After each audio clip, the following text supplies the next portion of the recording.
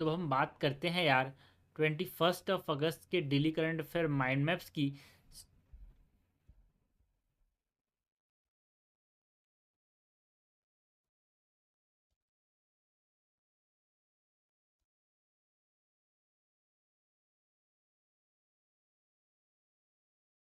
21 अगस्त के daily current affair mind maps के अंदर सबसे पहले टॉपिक जिसके बारे में हम बात करेंगे, it is about electoral integrity in India. Electoral integrity की बात करते हैं। अभी इलेक्ट्रल इंटीग्रिटी न्यूज़ में क्यों था? बिकॉज जो यूएस प्रेसिडेंट हैं डोनाल्ड ट्रंप ने अप्रिशिएट किया इंडिया का जो इलेक्ट्रल सिस्टम है। बिकॉज जो इलेक्ट्रल इंटीग्रिटी है इंडिया के अंदर बहुत अच्छे से मेंटेन किया था, इसीलिए यहाँ पे न्यूज़ में था।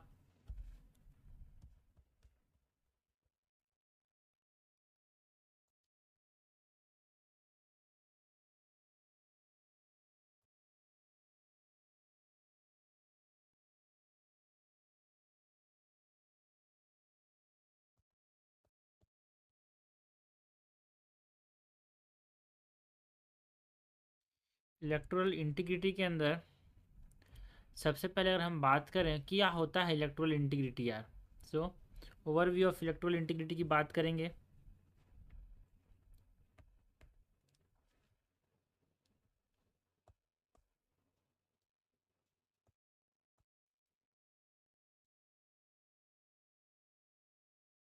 Overview of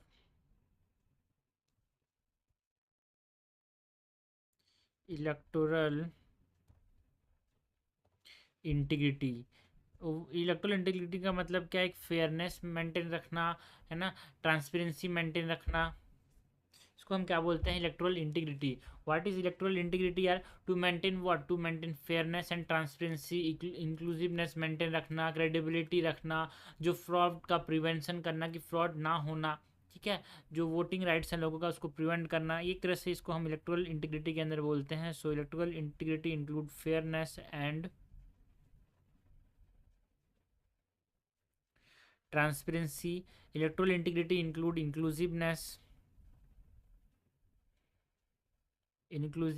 and credibility.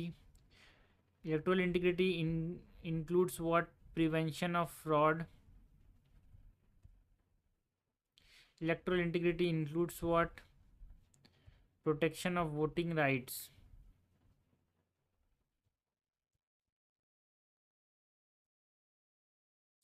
तो ये हो गया, हमने एक ओवरव्यू की बात की इलेक्ट्रल इंटीग्रिटी होता क्या है।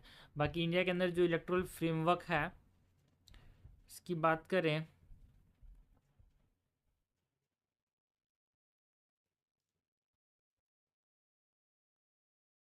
इंडियाज इलेक्टोरल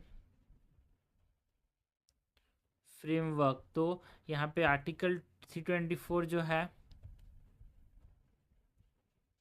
आर्टिकल 324 जो है वो क्या बात करता है भाई? इलेक्शन कमीशन ऑफ इंडिया का जो कंट्रोल होगा वो इलेक्शन के ऊपर होगा, ये बोलता है। Article 324 talks about what? Election commission of India and the electoral control of election commission of India यार।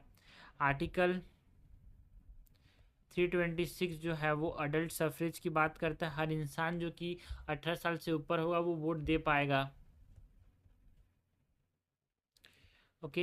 And representation of people's act है 1950 का, जो कि यहाँ पे बेसिक जो चीज़ें हैं किसके रिगार्डिंग बेसिक जो चीज़ें हैं यहाँ पे इलेक्शन से उसके साथ डील करता है कि कौन कौन वोट दे सकता है।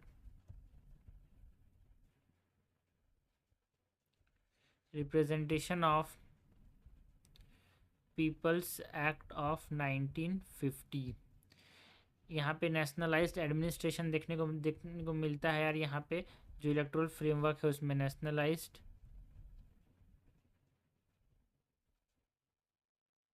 एडमिनिस्ट्रेशन देखने को मिलता है। ऑल्सो डिजिटल जो मैनेजमेंट सिस्टम है वो हमको इलेक्ट्रल फ्रेमवर्क में इंडिया का यहाँ पे देखने को मिलता है। Digital management system. इसके बाद यहाँ पे जो इलेक्शन कमीशन ऑफ इंडिया का जो इंस्टीट्यूशनल इनिशिएटिव है उसके बारे में बात करें,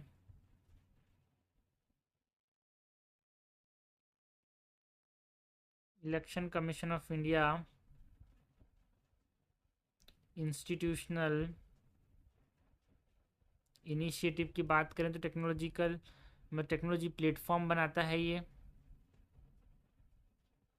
कुछ टेक्नोलॉजी प्लेटफॉर्म प्रोवाइड करता है ईसीआई, लाइक यहाँ पे इरोनेट, जो कि एक तरह से जो इलेक्टोरल रोल है उनका मैनेजमेंट करता है यार। इरोनेट ये इलेक्टोरल रोल्स जो है उसका मैनेजमेंट करता है कि कौन कौन वोट देने के लायक हैं,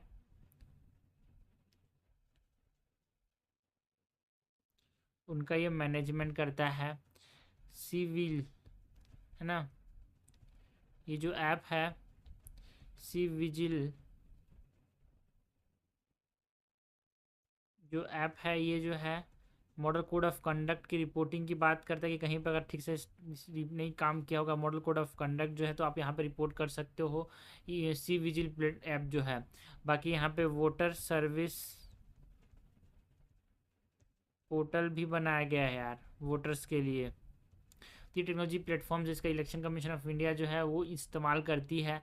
बाकी जो अवेयरनेस एंड वेरिफिकेशन जो इलेक्शन कमीशन ऑफ इंडिया करती है उसके बारे में बात करें, अवेयरनेस जो फैलाती है लोगों के बीच, अवेयरनेस एंड वेरिफिकेशन, तो स्वीप जो है ये वोटर का एजुकेशन करती है यार। एंड जो ईवी है ना, ईवीएम वीवीपैट है, ये जो है ये मैकेनिज़्म जो है, ये जो ईवीएम वीवीपैट मैकेनिज़्म है वेरिफिकेशन करता है कि ये सही वोटर है कि नहीं, ठीक है। एंड वोटिंग को आसान बनाता है एक प्रकार से यार, ठीक है। तो ये हमने बात की अबाउट जो ईसीआई का इंस्टीट्यूशनल इनिशिएटिव है। बाकी जो इंडिया एंड यूएस अगर हम कंपैरिजन की बात करें कि कैसे यूएस ने तारीफ़ की, इसीलिए न्यूज़ में था इलेक्ट्रल सिस्टम यार। सो इंडिया यूएस के कंपैरिजन की बात करें, इंडिया यूएस कंपैरिजन,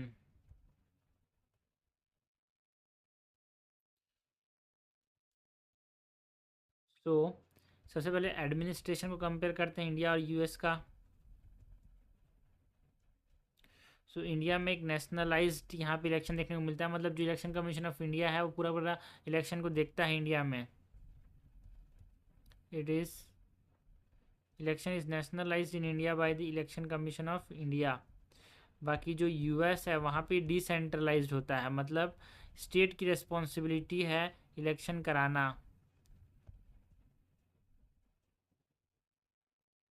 ये एडमिनिस्ट्रेशन में डिफरेंस देखा इंडिया और यूएस का। बाकी इंडिया एंड यूएस में जो लीगल फ्रेमवर्क है दोनों के अलग अलग, उसकी बात करें तो इंडिया के अंदर यूनिफॉर्म नेशनल लॉज हैं यहाँ पे इलेक्शन के लिए, बट यहाँ पे स्टेट जो है अलग अलग स्टेट में अलग अलग प्रोसीजर्स हैं। India has uniform national laws and US के अंदर जो स्टेट्स हैं दे हैव वेरिंग प्रोसीजर्स। बाकी जो वोटर आइडेंटिफिकेशन है इंडिया और यूएस में अलग अलग तरीके से होता है यार, उसके बारे में बात करें, वोटर आइडेंटिफिकेशन तो इंडिया में जो है ना ईपीआईसी एंड रिकॉग्नाइज्ड डॉक्यूमेंट के थ्रू होता है यार, है ना। एक तरह से यहाँ पे जो फ़ोटो आइडेंटिटी कार्ड होते हैं यार, election photo identity cards, but US के अंदर वेरीज कि क्या क्या चीज़ें जो है रिकॉग्नाइज्ड डॉक्यूमेंट्स हैं वो डिफरेंट डिफरेंट स्टेट में डिफरेंट डिफरेंट होता है कि किसको वोटर बोलेंगे। सो इंडिया के अंदर एक इलेक्ट्रो फोटो आइडेंटिटी कार्ड होता है, 12 फोटो आइडेंटिटी कार्ड होता है यहाँ पे, it is and the recognised documents होते हैं। बाकी जो यूएस है वहाँ पे अलग अलग स्टेट में वेरी करता है कि कौन वोटर का जो क्राइटेरिया है और आइडेंटिफिकेशन है वो अलग अलग स्टेट में ये वेरी करता है। तो ये हमने यूएस एंड इंडिया के जो कंपैरिजन है उसके बारे में देखा। बाकी जो जुडिशियल पर्सपेक्टिव यहाँ पे इन्वॉल्व है रिगार्डिंग इलेक्टोरल इंटीग्रिटी अगर हम बात करें, जुडिशियल पर्सपेक्टिव तो देखो भाई राइट टू नो जो है अपने जो वोटर्स उनके पास ये अधिकार है कि वो जाने हर चीज़ को। So they have the right to know, ऐसा किसने बोला, ADR versus union of India case of 2002। Voter have the right to know under the ADR versus Union of India case of 2002। उसके बाद जो यहाँ पे कैंडिडेट का जो इंफॉर्मेशन है, जो इलेक्शन में खड़ा हो रहा है कैंडिडेट, उसका जो यहाँ पे इंफॉर्मेशन है, ये PUCL 2003 ने बोला कि सबको होना चाहिए, ऑफिशियल होना चाहिए। And none of the above जो है ये ऑप्शन होना चाहिए भाई इलेक्शन के अंदर, ऐसा PUCL 2013 के केस ने बोला। एंड फंडिंग में ट्रांसपेरेंसी होगा, ये कहाँ से आया भाई, इलेक्ट्रल बॉन्ड्स के थ्रू। ये डिफरेंट डिफरेंट जुडिशियल पर्सपेक्टिव रहे हैं इलेक्शन रिलेटेड। फंडिंग ट्रांसपेरेंसी जो है इलेक्टोरल बॉन्ड 2024 के थ्रू देखने को मिला। बाकी अगर हम स्पेशल इंटेंसिव रिवीजन की बात करें, SIR की, हर बार जो है वोटर्स ऐड होते हैं, जो वोटर सही नहीं है उनको डिलीट किया जाता है, तो ये हर हम यहाँ पे देखने को मिलता है स्पेशल इंटेंसिव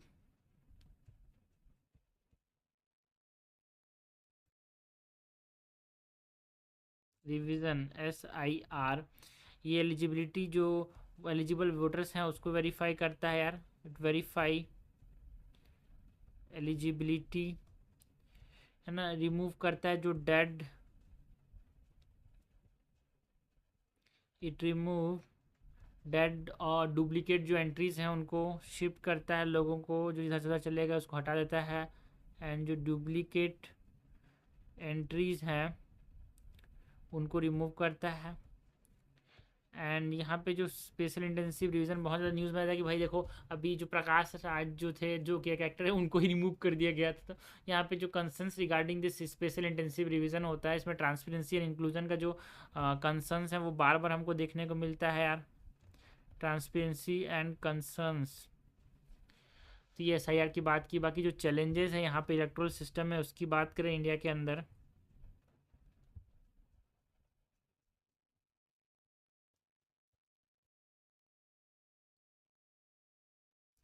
चैलेंजेस में यार जो clean rules with in inclusion जो है उसको बैलेंस करना बहुत बड़ा एक चैलेंज है। So balancing clean rules with inclusion, ठीक है, इंक्लूजन ठीक है, ये वेरीफाई कर सकते हैं कि वोट देने का तैयार है कि नहीं, सही है, ये क्लीन है, इसको बैलेंस करना बहुत ज़रूरी है, मतलब बहुत मुश्किल हो जाता है यार। ऑल्सो एक चैलेंज होता है लाइक जो पॉलिटिकल वेपनाइजेशन है उसको प्रिवेंट करना भी बहुत बड़ा चैलेंज है।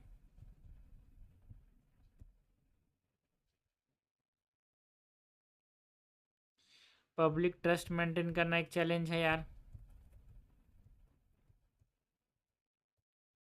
Maintaining public trust is a challenge, है ना। जो एसेसिबिलिटी है माइग्रेंट्स के लिए इंश्योर करना उसको, ये भी बहुत बड़ा, जो माइग्रेंट्स इधर उधर चले जा रहे हैं उनके लिए भी वोटर जो है वो आ सकें इलेक्ट्रल सिस्टम में, इंश्योर करना इस चीज़ को, ये भी एक तरह बड़ा बहुत बड़ा चैलेंज है यार, इंश्योरिंग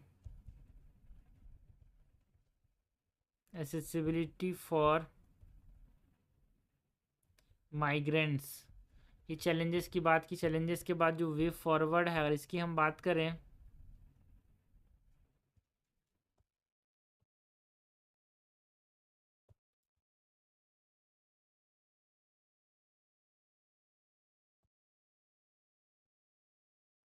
वे फॉरवर्ड क्या करना होगा, सो कंटिन्यूस अपडेशन बहुत ज़रूरी है, जो रूल्स हैं उनका कंटिन्यूस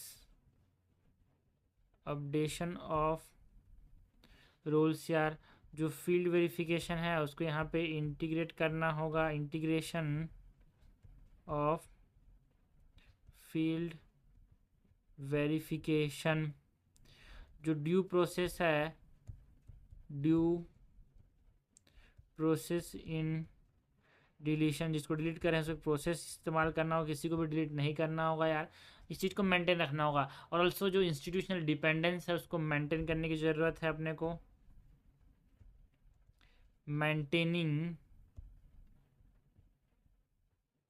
इंस्टीट्यूशनल मतलब जो इंडिपेंडेंस है कि हर जो इंस्टीट्यूशन है चाहे इलेक्शन कमीशन ऑफ इंडिया किसी के प्रभाव में आने के बिना है काम करे, ये भी बहुत ज़रूरी है। रियल टाइम ट्रैकिंग करना बहुत ज़रूरी हो जा रहा है यार। रियल टाइम ट्रैकिंग किसके थ्रू, टेक्नोलॉजी के थ्रू, कि कौन वोटिंग कर रहा है नहीं कर रहा है, ये भी हम कर सकते हैं। So this is the way forward, challenges, special intensive revision, judicial perspective, India US comparison, see election commission of India, एक इंस्टीट्यूशनल इनिशिएटिव क्या क्या लिए, इंडिया का जो इलेक्ट्रल फ्रेमवर्क है वो क्या है, और बाकी जो इलेक्ट्रल इंटीग्रिटी है वो क्या होता है, ये हमने देखा। नेक्स्ट बात करते हैं यार hanging as a death penalty in India. ये न्यूज़ में था, इसके बारे में हम बात करते हैं। हैंगिंग ये डेथ पेनल्टी के तौर पे न्यूज़ में क्यों था? बिकॉज सुप्रीम कोर्ट ने बोला कि देखो कॉन्स्टिट्यूशनल जो वैलिडिटी है कि hanging as a method of executing a death sentence, इसके ऊपर सुप्रीम कोर्ट ने ये माना कि ये सही चीज़ है। ठीक है, कि जो कोर्ट्स ने रिजेक्ट के जो चैलेंजेस थे कि यहाँ पे ये मेथड क्रूअल है, साइंटिफिकली अनसर्टेन है एंड इनकन्सिस्टेंट है, अगर राइट टू डिग्निटी की बात करें उसके साथ, तो उसको सुप्रीम कोर्ट ने नकार दिया। देखो भाई ये कॉन्स्टिट्यूशनल वैलिड है। ठीक है, तो इसके बारे में हम बात करें, hanging as a death penalty in India.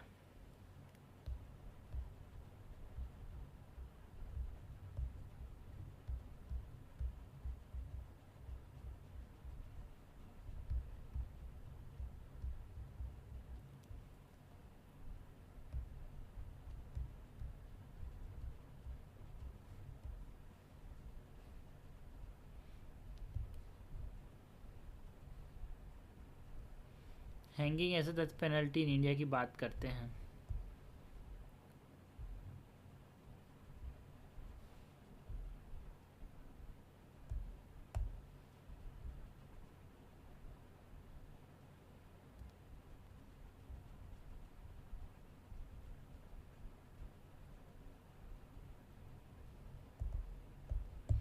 So supreme court का जो जजमेंट है यहाँ पे 2026 के अंदर, उसके बारे में मेन बात करेंगे कि जो कॉन्स्टिट्यूशनल वैलिडिटी है जो हैंगिंग का, उसको अपहेल्ड किया सुप्रीम कोर्ट ने। सो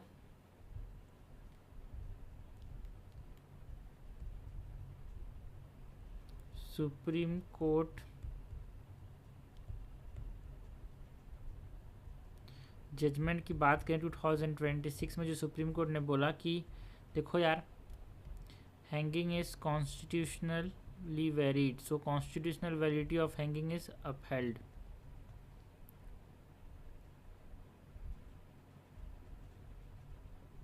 एंड इसके साथ साथ जो क्वालिटी चैलेंजेस थे उसको रिजेक्ट किया कि यार देखो इतना सब बोल के बहुत लोग इसको बोलते थे कि क्रूअल, बहुत ज़्यादा क्रूअल है, इसको हटा देना चाहिए, तो इसको रिजेक्ट कर दिया।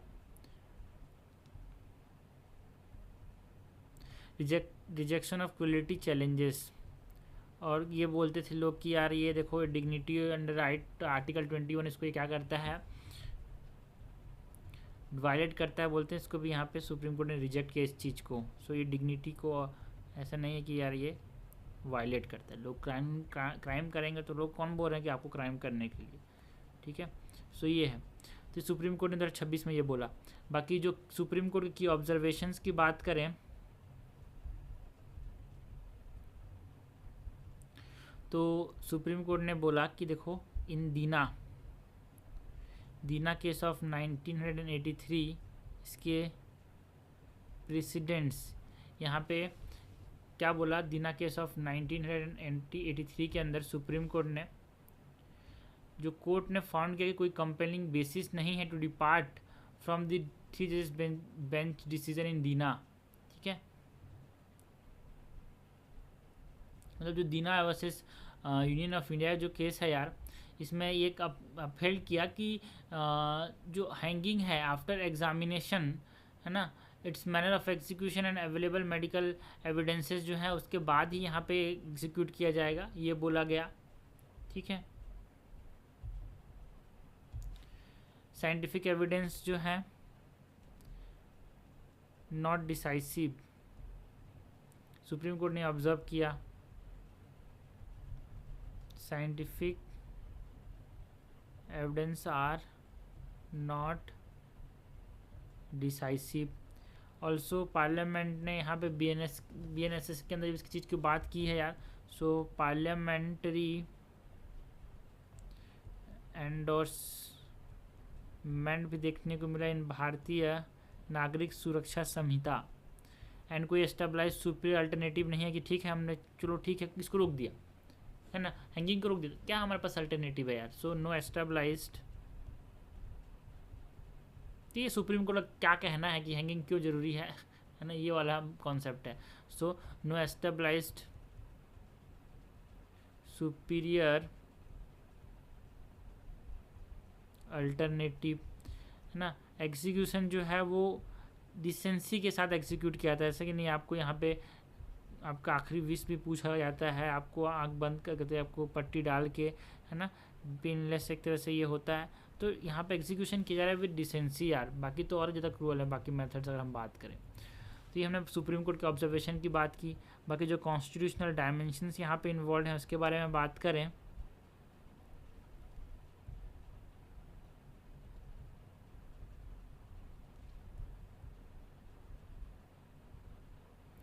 कॉन्स्टिट्यूशनल डायमेंशन जो है आर्टिकल 21 यहाँ पे इन्वॉल्व है।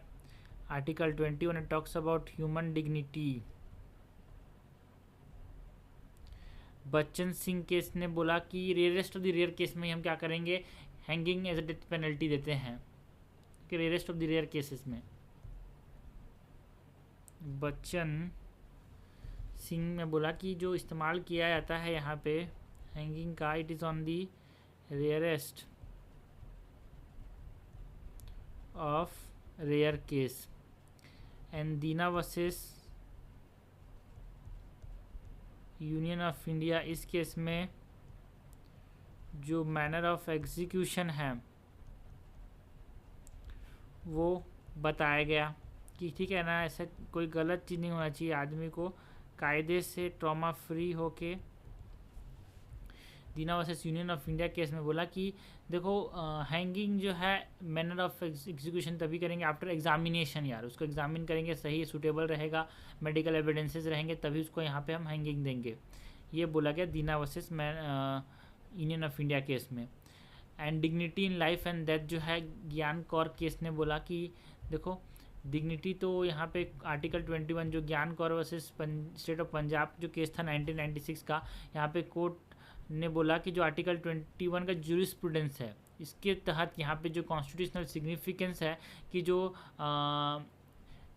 लाइफ है वो जिंदा रहते तक आदमी जो है वो एक तरह से कॉन्स्टिट्यूशनल मतलब जूरिस्प्रूडेंस आर्टिकल 21 के अंदर जीना चाहिए और मरते दम भी यहाँ पे इसको सम्मानजनक मौत मिले, ज़्यादा दर्द ना हो, इस चीज़ को यहाँ पे आर्टिकल 21 जो है वो मेंटेन रखता है, मतलब हैंगिंग मेंटेन रखता है। तो यहाँ पे dignity in life and death की बात करते हैं ज्ञान कौर केस ने। बेसिक अगर आपसे पूछा है ज्ञान कौर किसके बारे में बात करता है, ज्ञान Kaur case it talks about dignity in life and death.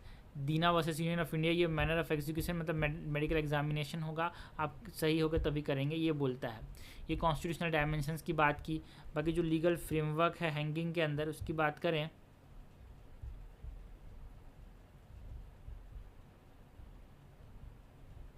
So section 395 sub clause 5 of the BNSS 2023 के अंदर यहाँ पे डेथ पेनल्टी के बारे में बोला गया है कि इस केस में यहाँ पे दे सकते हैं 393 क्लॉज 5 ऑफ BNSS 2023। एंड ये एक तरह से आप हैंगिंग को कॉलोनियल हिस्टोरिकल ओरिजिन के तौर पे देख सकते हो, कॉलोनियल हिस्टोरिकल ओरिजिन के तौर पे देख सकते हैं यार। एंड लॉन्ग ड्रॉप प्रिंसिपल जो मेथड है वो हमको यहाँ पे देखने को मिलता है। एथिकल कंसर्न जो यहाँ पे हैं यार हैंगिंग के अंदर उसकी बात करें,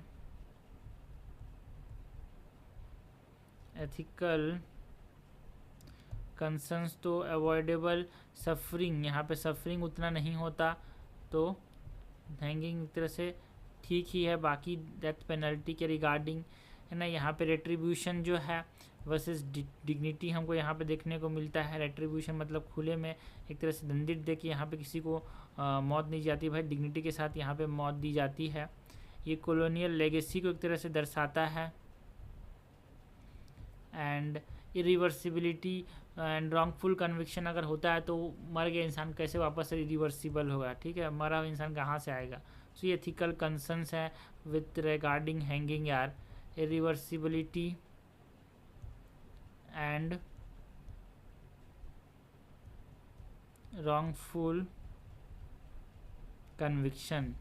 एथिकल कंसर्न्स के बाद अगर हम अल्टरनेटिव मेथड, ठीक है, क्या क्या अल्टरनेटिव मेथड है हमारे पास, ठीक है, हैंगिंग नहीं दे तो क्या कर सकते हैं यार, इसके बारे में भी पता होना चाहिए अपने को। अल्टरनेटिव मेथड्स की बात करें तो लीथल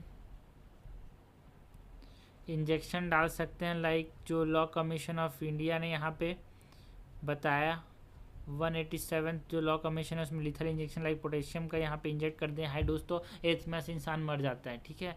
या फिर शूटिंग कर सकते हैं जो कि एक तरह से मिलिट्री लॉज में है पनिशमेंट के तौर पे। एंड ग्लोबल अगर हम पनिशमेंट की तौर पर बात करें तो electrocution, nitrogen hypoxia, B heading, अलग धड़ से अलग कर देना, ये सब इस्तेमाल किया जाता है भाई एज डेथ पेनल्टी पनिशमेंट।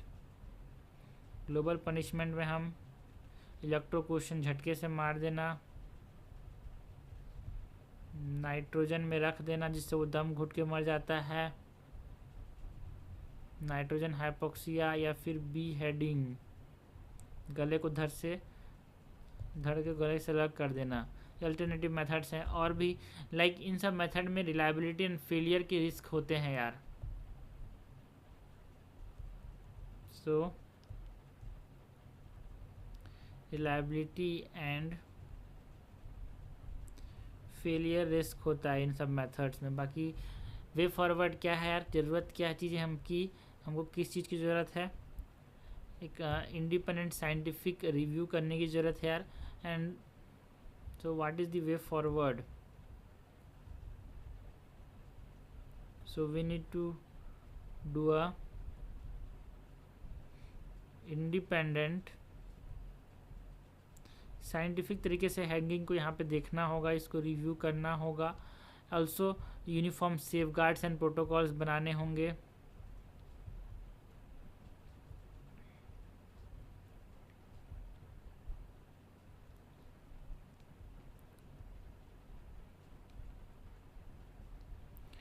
है ना, पार्लियामेंट्री डिलिब्रेशन के ऊपर ध्यान देना होगा।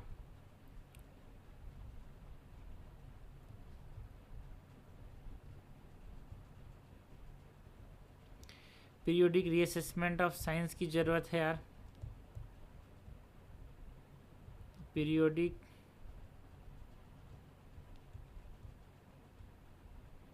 Reassessment of science. तो ये हमने बात की about the hanging as a death penalty in India की, ठीक है। Supreme court observation, supreme court जो जजमेंट 2026 में आया, ऑब्जर्वेशन की बात की, जो कॉन्स्टिट्यूशनल डायमेंशंस हैं यहाँ पे वो देखा, legal framework, ethical concern, alternative method involve and what is the way forward. Next बात करते हैं यार about the eco sensitive area की बात के ऊपर, मतलब इको सेंसिटिव जो डिस्टेंस है, इको सेंसिटिव एरिया कितना होना चाहिए यहाँ पे किसी प्रोटेक्टेड एरिया के ऊपर। उसमें असम गवर्नमेंट ने ministry of environment forest and climate change की तरफ रुख किया कि यार अपना जो पहले जो इको सेंसिटिव एरिया जो है पहले 2011 के अंदर नोटिफिकेशन आया, वो बोला कि देखो ये प्रोटेक्टेड एरिया है तो उसके 10 किलोमीटर के पास में नहीं होना चाहिए कोई भी कंस्ट्रक्शन यार, ठीक है। तो इसको बोलते हैं इको सेंसिटिव एरिया, जहाँ पे रेगुलेट किया जाता है जो एक्टिविटीज़ है उनको। तो ये इसको कम करने के लिए बात करो, यहाँ पे 10 किलोमीटर उसको 1 to 3 किलोमीटर कर दो, ऐसा किसने बोला, काजीरंगा नेशनल पार्क, मतलब जो असम गवर्नमेंट ने यहाँ पे रिक्वेस्ट करने के लिए अप्रोच किया किसको, ministry of environment forest and climate change को। तो ये न्यूज़ में था यार, tiger reserve and eco sensitive zones.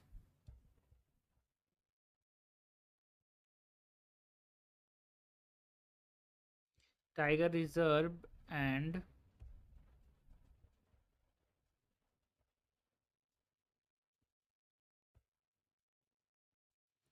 Tiger reserves and eco sensitive Jones.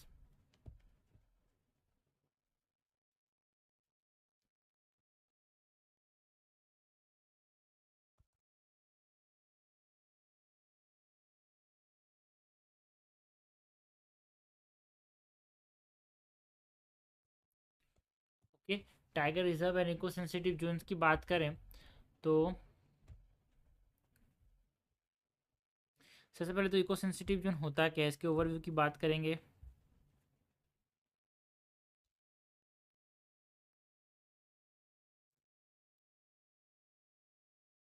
Eco sensitive zone, short में बोले तो ESZ, इसकी ओवरव्यू की बात करते हैं।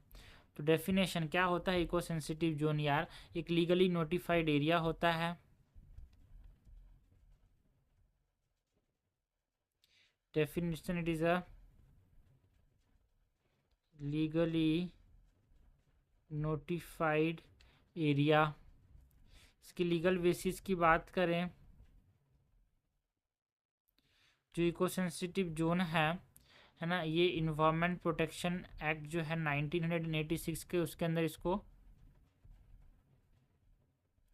दिया था, इन्वायरमेंट प्रोटेक्शन एक्ट ऑफ 1986 के अंदर। फंक्शन की बात करें तो जो इको सेंसिटिव जोन एक ट्रांजिशन जोन प्रोवाइड करता है ये, है ना, इकोलॉजिकल सिक्योरिटी प्रोवाइड करता है कि इस रीजन में कोई भी यहाँ पे कंस्ट्रक्शन एक्टिविटी कोई भी या फिर रेगुलेट करता है इस रीजन को यार, ठीक है, इकोलॉजिकल सिक्योरिटी प्रोवाइड करता है। एंड यहाँ पे जो एक्टिविटी होता है इसी को सेंसिटिव जोन में, उसको यहाँ पे मैनेजमेंट करता है कौन, गवर्नमेंट यार, एक प्रकार से। सो यहाँ पे जो एक्टिविटी है, एक्टिविटी मैनेजमेंट की बात करें, सो ये एक्टिविटीज़ जो है कंस्ट्रक्टिव एक्टिविटीज़, डिफरेंट एक्टिविटीज़ जो है वो प्रोहिबिट किए जाते हैं। जो चीज़ें सही हैं उसको प्रोहिबिट कर दिया जाता है, बाकी जो चीज़ें ज़रूरी हैं उसको रेगुलेट किया जाता है। एंड क्या क्या चीज़ें परमिट करना है, ये सब एक्टिविटी को मैनेज किया जाता है इको सेंसिटिव जोन्स में। बाकी जो एक्सटेंड गाइडलाइंस हैं कि कितना इको सेंसिटिव जोन होगा प्रोटेक्टेड एरिया के, लाइक टाइगर रिजर्व हो गया, नेशनल पार्क हो गया, तो अप टू 10 किलोमीटर्स, इसको यहाँ पे कम करने के लिए ऊपर आसाम गवर्नमेंट जो है ministry of environment forest and climate change की ओर रुख किया, इसीलिए न्यूज़ में था। एक्सटेंड गाइडलाइन की बात करें तो up to 10 kilometres eco sensitive zone की बात की यार। नेक्स्ट जो काजीरंगा नेशनल पार्क का जो प्रोफाइल है, असम गवर्नमेंट ने इसी के रिगार्डिंग यहाँ पे रुक किया, ministry of environment forest and climate change का। तो इसके बारे में बात करें काजीरंगा नेशनल पार्क के बारे में।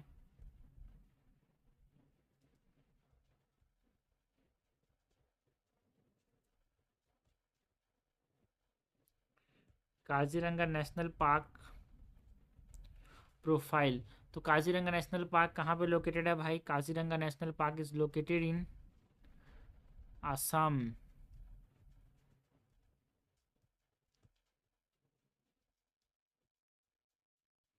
ठीक है, यहाँ पे ब्रह्मपुत्र नदी बहती है यार, so it is located on the Brahmaputra flood plains.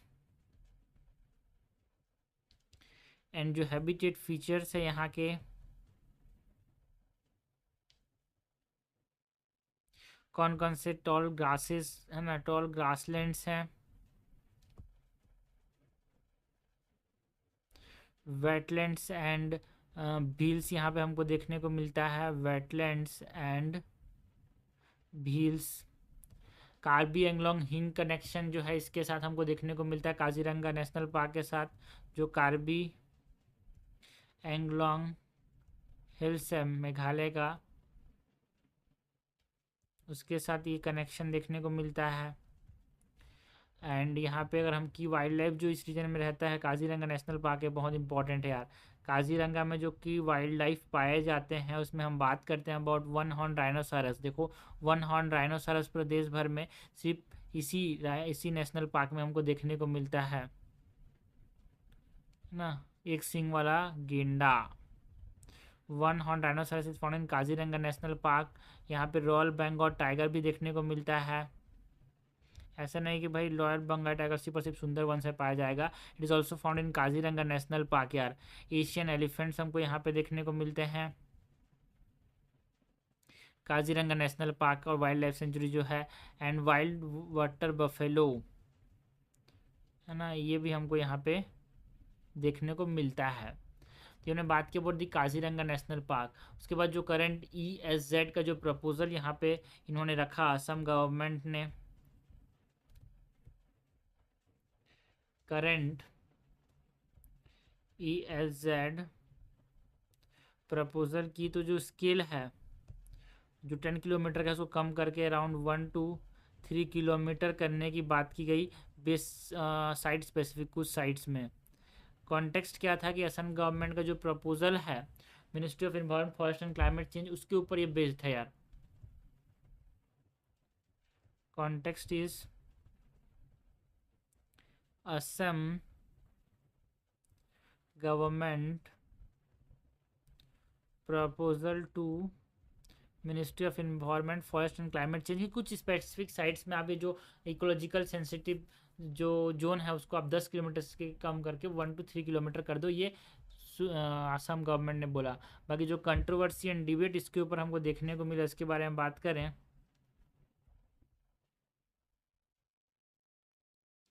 Controversy and debate, तो डेवलपमेंटल जो आर्ग्यूमेंट है वो एक हमारे पास सामने आता है यार।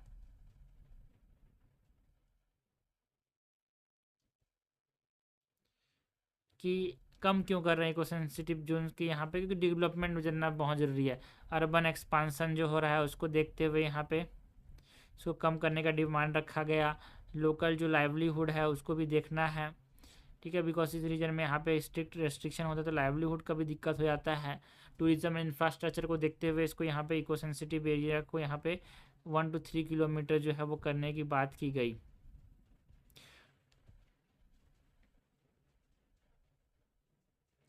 तो ये हमने डेवलपमेंटल आर्गूमेंट रखा। बाकी जो इकोलॉजिकल आर्गूमेंट है कि भाई इकोलॉजी को भी तो बचाना है, ठीक है, डेवलपमेंट तो करना है, बाकी इकोलॉजी को नहीं बचाएंगे तो कैसे चलेगा। सो इकोलॉजिकल आर्ग्यूमेंट्स की बात करें तो वाइल्ड लाइफ कॉरिडोर्स जो हैं ये बनाए रखना है यार। अगर हम इको सेंसिटिव जोन्स को कम कर देंगे तो जो वाइल्ड लाइफ कॉरिडोर्स हैं वो एक प्रकार से क्या हो जाएंगे, हिंडर होंगे, ठीक है।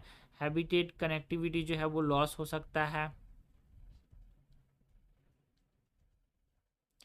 जो कंस्ट्रक्शन है, माइनिंग है, बहुत ज़्यादा घुस जाएंगे इसके ऊपर तो उनसे थ्रेट्स देखने को मिल सकते हैं यार।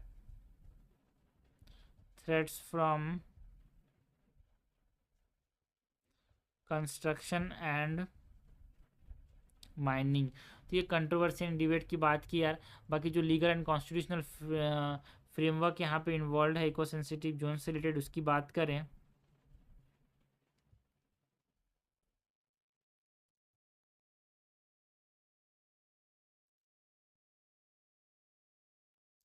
Legal and constitutional framework, like जो कॉन्स्टिट्यूशनल प्रोविजंस यहाँ पे इन्वॉल्व हैं,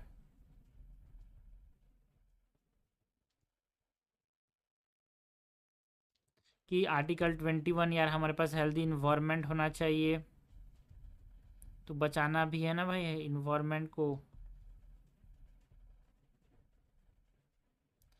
आर्टिकल 21 के बाद आर्टिकल 48A जो है ये बोलता है कि ये स्टेट की ड्यूटी है यार to protect what, to protect the eco sensitive area.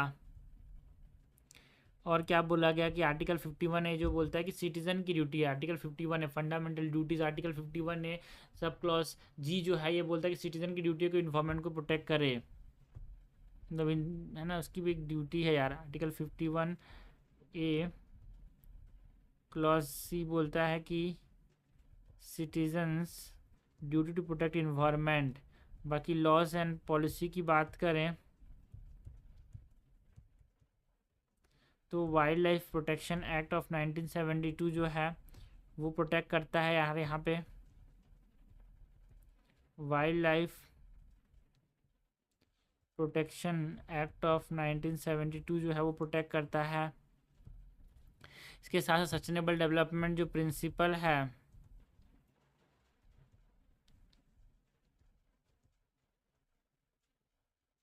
Sustainable development principal जो है उसको देखते हुए हमको यहाँ पे प्रोटेक्ट करना होगा। सो ये हमने बात की about the tiger reserve and जो इको सेंसिटिव जोन्स हैं, जिसकी रिगार्डिंग यहाँ पे असम गवर्नमेंट ने यहाँ पे ministry of environment forest and climate change का रुख किया कि यार जो इको सेंसिटिव जोन है उसको कम कर दो, 1 to 3 किलोमीटर्स कर दो। तो उसके रिगार्डिंग हमने यहाँ पे पहले तो इको सेंसिटिव जोन क्या होते हैं, काजीरंगा नेशनल पार्क के प्रोफाइल की बात की, कॉन्टेक्स्ट जो प्रोपोजल रखा गया उसके बारे में बात की, कंट्रोवर्सी डिबेट क्या है, लीगल एंड कॉन्स्टिट्यूशनल फ्रेमवर्क क्या है यहाँ पे इन्वॉल्व यार। नेक्स्ट हम बात करें यार जो डेरिवेटिव्स मार्केट है इंडिया के अंदर उसकी, उसमें सेबी ने जो फाइनेंशियल 2026 है उसके अंदर ये बोला कि जो इंडिविजुअल डेरिवेटिव होल्डर्स हैं, मतलब जो इंडिविजुअल ट्रेडर्स हैं, वो डिक्लाइन हुए हैं, अराउंड 19% से डिक्लाइन हुए हैं। अभी कितना है 78.6 लाख, पहले से 19% डिक्लाइन हो गया है, जिससे जो लॉसेस हुए हैं वो कितने परसेंट से कम हो गया है, 18% से लॉसेस हमको देखने को मिला है। लॉसेस कम नहीं हुआ है, हमको नुकसान 18% का हो गया है डेरिवेटिव मार्केट में। सो डेरिवेटिव मार्केट्स की बात करें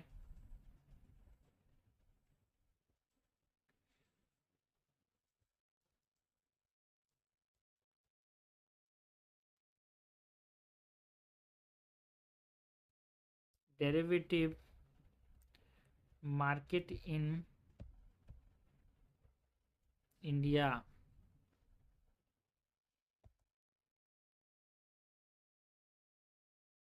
डेरिवेटिव मार्केट इन इंडिया की बात करें तो सबसे पहले यहाँ पे हम बात करेंगे अबाउट व्हाट, सबसे पहले तो हम बात करेंगे अबाउट दी जो सेबी का जो फाइनेंशियल 2026 है इसकी स्टडी की बात करेंगे।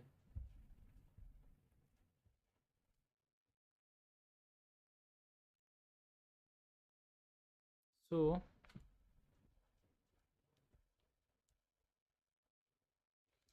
सेबी का जो फाइनेंशियल 2026 है इसकी स्टडी हाइलाइट्स की बात करें, जो ट्रेडिंग ट्रेंड्स हैं है ना, ट्रेडिंग जो ट्रेडर्स हैं इसके अंदर ट्रेडिंग ट्रेंड्स की बात करें तो इंडिविजुअल ट्रेडर्स हैं वो अभी कितने हैं यार,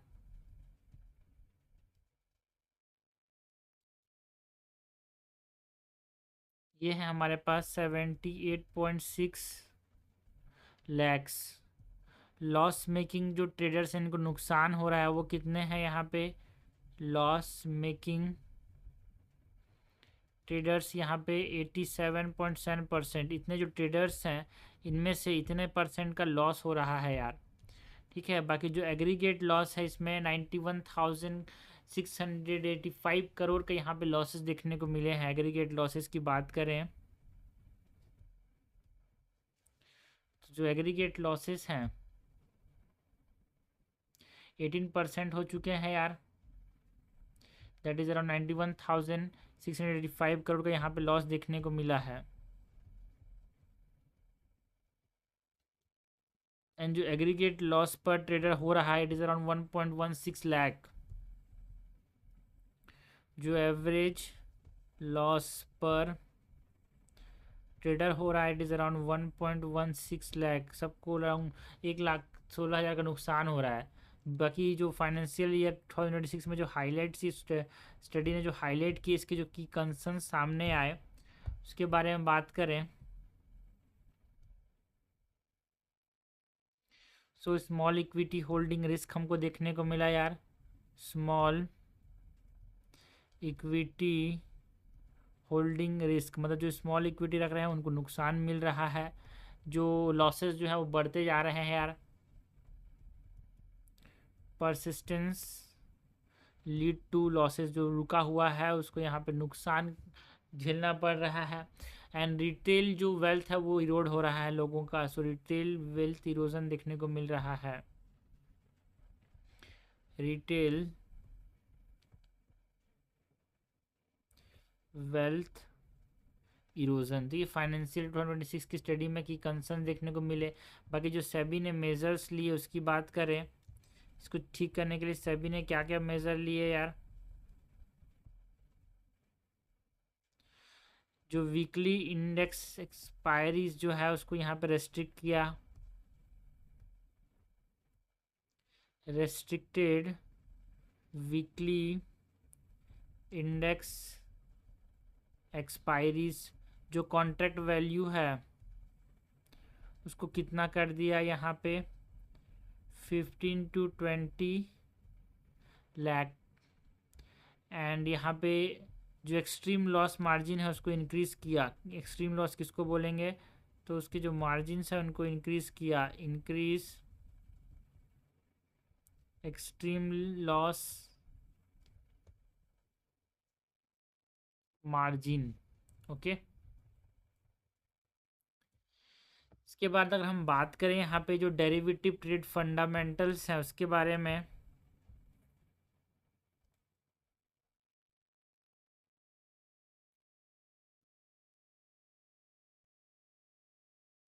डेरिवेटिव्स ट्रेड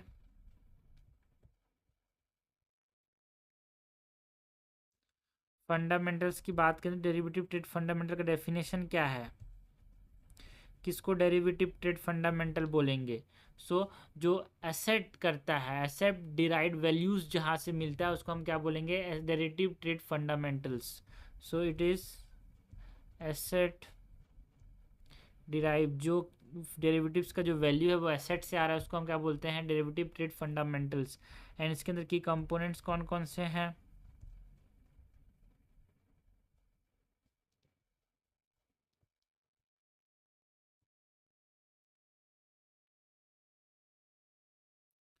की कंपोनेंट्स की बात करें तो जो फॉरवर्ड कंपोनेंट है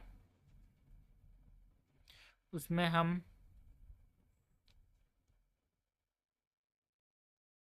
कस्टमाइज्ड ओटीसीज की बात करते हैं। फ्यूचर कंपोनेंट में हम बात करते हैं अबाउट स्टैंडर्डाइज एक्सचेंज की। ऑप्शंस की बात करें यहाँ पे, सो राइट टू ट्रेड जो है उसका ऑप्शन रहता है यार। स्वैप्स की बात करें तो स्वैप्स में यहाँ पे कैश फ्लो एक्सचेंज जो है वो स्वैप से हमको देखने को मिलता है। बाकी जो डेरिवेटिव ड्राइव फंडामेंटल्स में यहाँ पे मार्केट पार्टिसिपेंट्स की बात करें तो मार्केट पार्टिसिपेंट कौन कौन से हैं? मार्केट पार्टिसिपेंट्स की बात करें तो जो हैजर्स हैं वो रिस्क को कम करते हैं यार, हैजर्स जो हैं। एंड जो स्पेक्यूलेटर्स होते हैं वो प्रॉफिट लाते हैं कहाँ से? From price. एंड एक होते हैं आर्बिट्रेगर्स,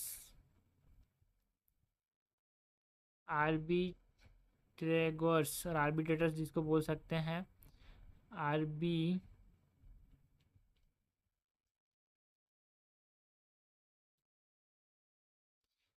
ये प्राइस डिफरेंस लाते हैं। तो ये हमने बात की about the derivative trade fundamentals की। इसके बाद अगर हम इकोनॉमिक इम्पैक्ट की बात करें इसका,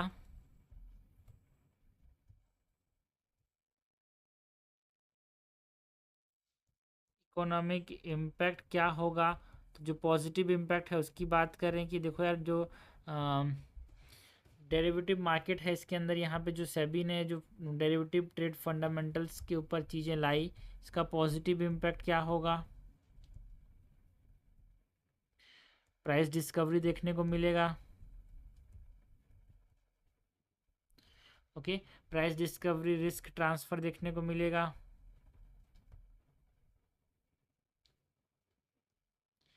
जो मार्केट लिक्विडिटी है, मार्केट लिक्विडिटी जो है वो यहाँ पे आएगा। नेगेटिव इम्पैक्ट के अंदर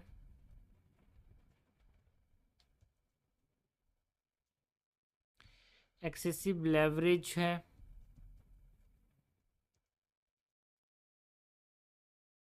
ये देखने को मिलेगा।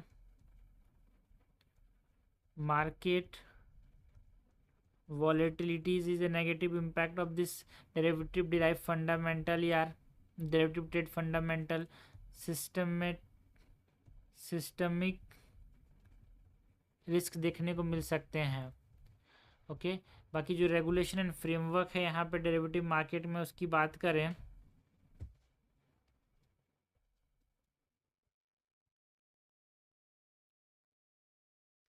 रेगुलेशन एंड फ्रेमवर्क की बात करें तो लीगल फ्रेमवर्क जो है वो क्या क्या है यार। SCRA 1956 का। व्हाट इज SCRA यार? जो 1956 का SCRA है, that is securities contract regulation act, जो कि लीगल फ्रेमवर्क प्रोवाइड करता है फॉर सिक्योरिटीज एंड डेरिवेटिव। उसके बाद जो सेबी एक्ट है, सेबी एक्ट ऑफ 1992, ये जो लीगल फ्रेमवर्क डेरिवेटिव से रिलेटेड है यार हमारे पास।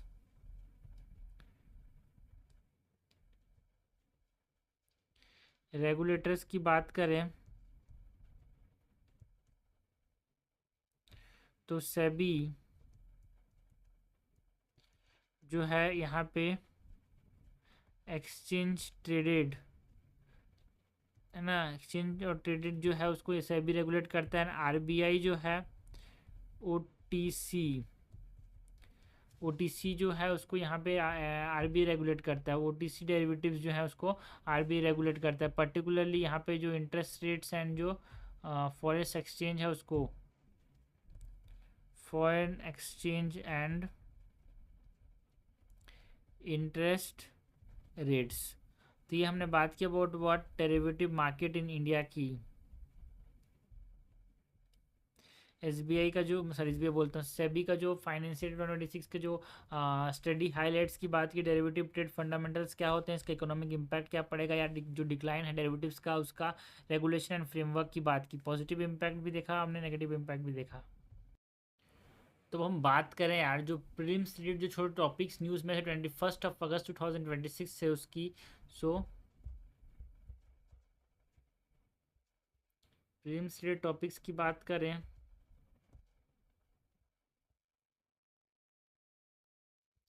इसके अंदर हम बात करते हैं सबसे पहले अबाउट दी मखानास, जो फॉक्स नट है। ये न्यूज़ में था बिकॉज जो फॉक्स नट मतलब जो मखाना सेक्टर इंडिया का वो बहुत तेज़ी से यहाँ पे ग्रोथ देखने को मिल रहा है। बिकॉज जो डिमांड है health focus, clean label, plant based food का, है ना, because higher price and improvement in cultivation जो है ये देखने को मिल सकता है मखाना सेक्टर के अंदर। सो मखानास की बात करें, दैट इज़ फॉक्स नट की बात करें अगर,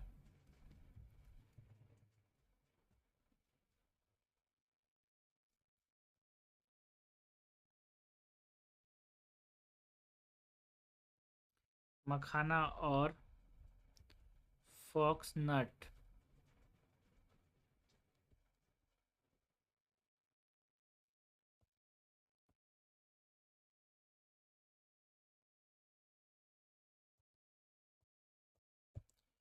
सो जो ग्रोथ कॉन्टेक्स्ट है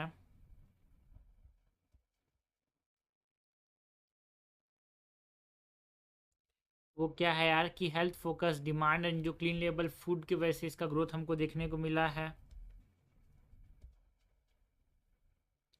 health focus, demand and clean label food की जो नीड है उसकी वजह से यहाँ पे मखाना सेक्टर का ग्रोथ देखने को मिला। अगर हम मखाना की बायोलॉजी की बात करें तो कैसा उगता है यार, एक एक्वेटिक क्रॉप है, पानी में उगता है। It is an aquatic crop and ये कौन से फैमिली से बिलोंग करता है, निम्फेएसी फैमिली। अगर मल्टीपल चॉइस क्वेश्चन में आते याद रखना, निम्फेएसी फैमिली। बाकी कल्टीवेशन की बात करें, जो जो मखाना का जो कल्टीवेशन है वो शिफ्ट देखने को मिला from ponds to field system farming. पहले पॉन्ड्स में जो कि तालाबों में उगाया जाता था, अब खेती किया जाता है, पानी भर दिया था खेतों में और इसको खेती किया जाता है। So shift from ponds to field system farming हमको यहाँ पे देखने को मिला। प्रोडक्शन की बात करें तो वर्ल्ड लीडर है यार यहाँ पे प्रोडक्शन में। सबसे जो मखाना का जो प्रोडक्शन है वो कहाँ से देखने को मिलता है, इंडिया से। So world leader in makhana production is India. And Bihar जो है वो डोमिनेंट शेयर रखता है यार मखाना प्रोडक्शन में। कितना, 90% जो शेयर है मखाना प्रोडक्शन में वो कहाँ से देखने को मिलता है, बिहार से।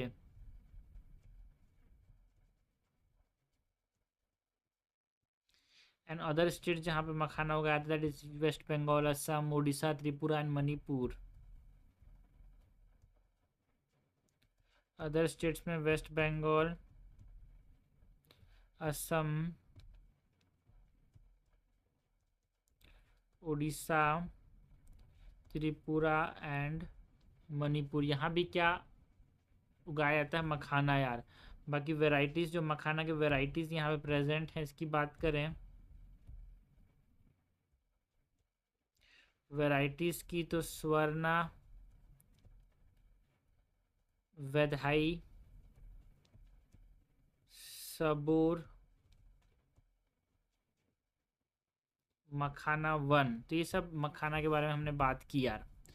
मखाना के बाद जो चीज़ यहाँ पे न्यूज़ में थी, है ना, मखाना के बाद जो GSAT-1A, जो जियो इमेजिंग सैटेलाइट 1A है, ये न्यूज़ में था बिकॉज 7 मंथ के पॉज के बाद इसरो ने रेज्यूम किया जो लॉन्च है GSAT-1A को, ठीक है, जो कि एक तरह से अर्थ ऑब्जर्वेशन सैटेलाइट है, EOS अर्थ ऑब्जर्वेशन सैटेलाइट का। इसका जो लॉन्च है GSAT-1A, जियो इमेजिंग सैटेलाइट 1A, इसका लॉन्च को यहाँ पे फिर से रेज्यूम किया। सो इसके बारे में बात करें GSAT-1A के बारे में, it is an earth observation satellite. GSAT-1A, it is earth observation satellite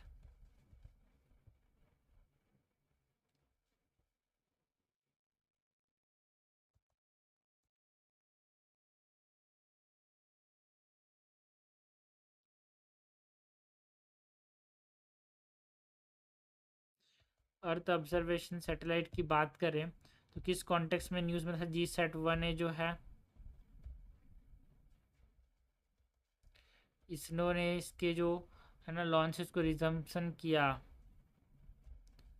ISRO resumption of launches type की बात करें, GSAT-1A जो है एक अर्थ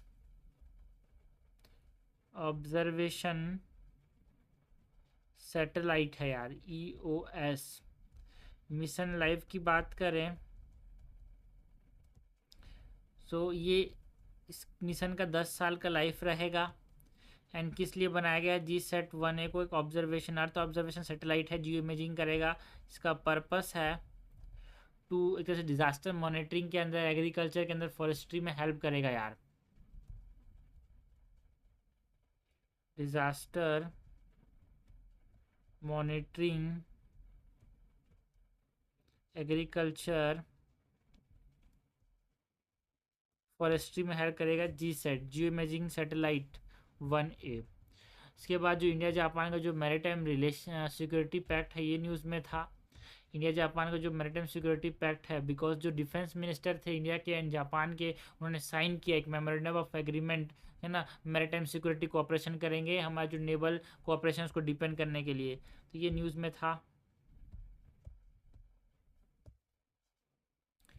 इसकी बात करें तो इंडिया जापान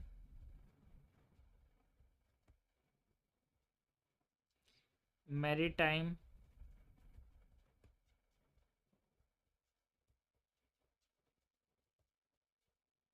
सिक्योरिटी पैक्ट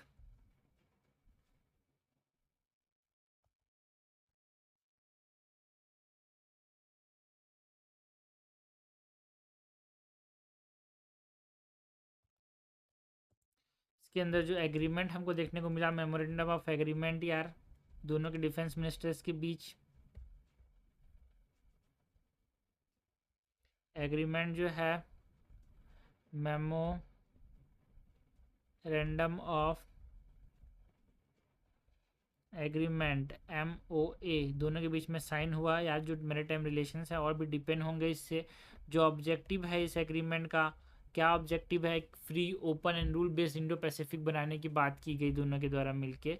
सो free India Japan maritime security pact के अंदर free, open and rule based Indo Pacific बनाने की बात की गई। बाकी जो की एरियाज़ हैं जिन पे यहाँ पे ध्यान दिया जाएगा, दैट इज़ इंफॉर्मेशन शेयरिंग पे ध्यान दिया जाएगा, एंड मैरीटाइम डोमेन अवेयरनेस के ऊपर ध्यान दिया जाएगा। कोऑपरेशन की बात करें तो किन चीज़ों पे कोऑपरेशन होगा? कोऑपरेशन के अंदर सर्च एंड रेस्क्यू में आपस में कोऑपरेशन करेंगे, humanitarian assistance and disaster relief के अंदर कोऑपरेशन करेंगे, जॉइंट एक्सरसाइज दोनों कराएंगे यार, India and Japan. So search and rescue HADR and joint exercise हमको देखने को मिलेगा। यहाँ पे हम industrial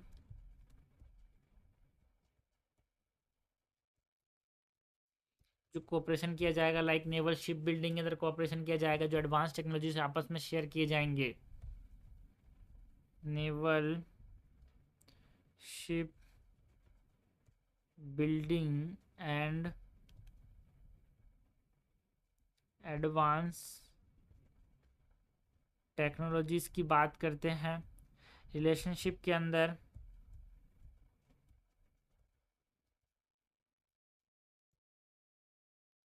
special strategic and global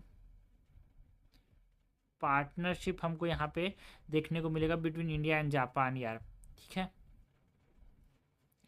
India Japan relation के बाद नेक्स्ट जो चीज़ यहाँ पे न्यूज़ में थी, दैट इज़ अबाउट दी जो सतकोशिया टाइगर रिजर्व एंड जो विलेज रिलोकेशन है हमको देखने को मिला। सतकोशिया टाइगर रिजर्व कहाँ पे है यार? उड़ीसा के अंदर। तो उड़ीसा ने एक हाई लेवल इंक्वायरी कमेटी बनाई कि जो एलिज इरेगुलरिटीज़ एंड जो फोर्स रिलोकेशन किए जा रहे हैं विलेजर्स का सतकोशिया टाइगर रिजर्व के अंदर, उसका यहाँ पे न्यूज़ में था, क्योंकि जो कमेटी बनाई गई थी यहाँ पे इंक्वायरी के लिए, है ना, उड़ीसा के अंदर।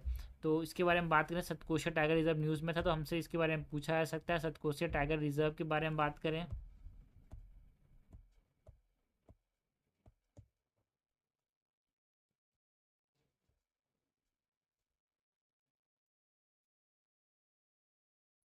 सतकोशिया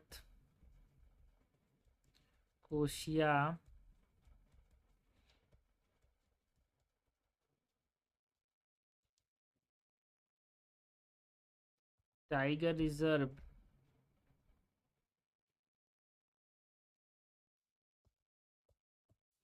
जिसमें जो करंट इशू है सतकोशिया टाइगर रिजर्व का, वो जो रिलोकेशन का इशू था कि इसके अंदर विलेजर्स को फोर्सफुली रिलोकेट किया गया।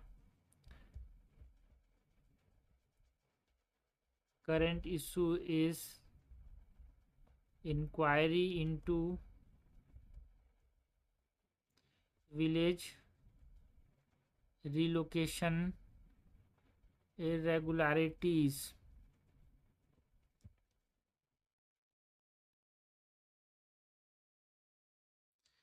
जो लीगल कंप्लायंस है उसकी बात करें तो wildlife protection act and जो फॉरेस्ट राइट एक्ट है उसके अंदर यहाँ पे ये लीगल कंप्लायंस जो है वो देखने को मिला। जो टाइगर का जो स्टेटस है यहाँ पे सतकोशिया टाइगर रिजर्व में 2022, है ना, मतलब अभी कोई टाइगर नहीं है इस रिजर्व में यार। 2022 सेंसस के रिगार्डिंग यहाँ पे हमने बोला कि डिक्लाइन टू जीरो, पहले था भाई, बट इस टाइगर रिजर्व में अभी सतकोशिया टाइगर रिजर्व में जीरो है। अगर 2022 के सेंसस की बात करें, हर 4 साल में टाइगर सेंसस होता है, अभी 2026 का रिजल्ट आया नहीं है, डाटा आया नहीं है। सतकोशिया टाइगर रिजर्व के बारे में बात करें, about Satkosia tiger reserve STR, तो कहाँ पे लोकेटेड है यार? Location is in Orissa. कौन कौन से डिस्ट्रिक्ट में फैला हुआ है? अंगुल, कटक, बुध, नयागढ़, ये 4 डिस्ट्रिक्ट में सतकोशिया टाइगर रिजर्व फैला हुआ है। जियोग्राफी की बात करें तो एक ट्रांजिशनल जोन बनाता है यार, जो ईस्टर्न घाट एंड जो डिकन प्लेट्यू है इसके बीच का। एंड यहाँ पे जो रामसर वेटलैंड है ना, और सतकोशिया टाइगर रिजर्व के अंदर एक तरह से Ramsar wetland of international importance भी है ये। स्टेटस की बात करें, it is a Ramsar wetland of international importance. तो ये हमने बात की अबाउट दी सतकोशा टाइगर रिजर्व की। नेक्स्ट यहाँ पे जो साउदर्न जोनल काउंसिल है, ये न्यूज़ में था। साउदर्न जोनल काउंसिल न्यूज़ में क्यों था? बिकॉज जो 31st साउदर्न जोनल काउंसिल की जो मीटिंग हुई, जिसको union home minister Amit Shah ने चेयर किया, जो कि तमिलनाडु के अंदर हुआ, तरह से महाबलीपुरम में, जो कि कोऑपरेटिव फेडरलिज्म के ऊपर में ध्यान दिया यार इसने, ठीक है। सो इसके बारे में अगर हम बात करें, 31st southern council, southern zonal council meeting की 31st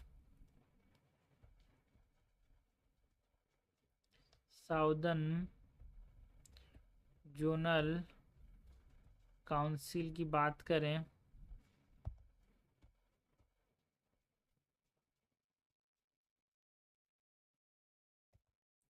तो इसका चेयर किसने किया? Union home minister Amit Shah ने।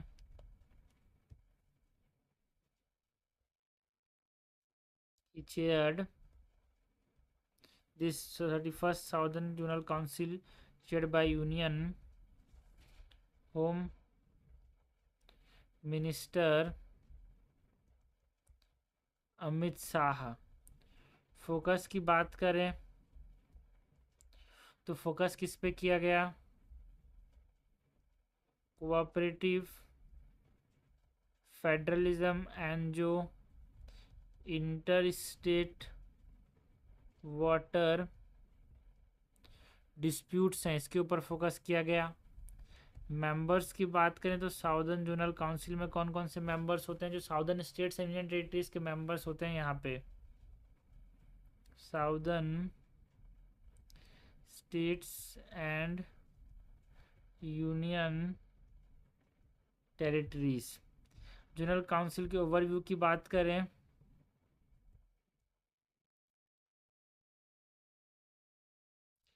तो टाइप की बात करें, अगर ये जो जोनल काउंसिल है ये स्टैट्यूटरी एंड एडवाइजरी बॉडी के तौर पे काम करता है। 1956 के एक्ट के अंदर इसको बनाया गया था। इट इज़ एडवाइजरी नेचर, ठीक है। एंड इसके चेयरमैन कौन होता है जोनल काउंसिल के? Union home minister is the x officio chairman of the zonal council by virtue of being home minister you are the chairman of the zonal councils। And vice chairman जो है वो chief minister जिस reason के हैं वो आपस में rotate कर करके वाइस चेयरमैन बनते हैं, है ना। चीफ मिनिस्टर्स बनते हैं एनुअल रोटेशन कर करके। तो ये हमने बात की अबाउट दी प्रीलिम्स से टॉपिक्स की, जिसमें हमने 31st साउदर्न जोनल काउंसिल की बात की, सतकोशिया टाइगर रिजर्व की बात की यार, जूनियर जापान मैरीटाइम रिलेशन है, G1 सेट 1A, मखाना की बात की हमने, बात की डेरिवेटिव मार्केट इन इंडिया की हमने, बात की about the tiger reserve and जो इको सेंसिटिव जोन के ऊपर जो काजीरंगा नेशनल पार्क में जो बातें हुई थी, hanging as death penalty and ecological integrity. तो हमने बात की अबाउट द 31st अगस्त 2026 के daily current affair mind maps की।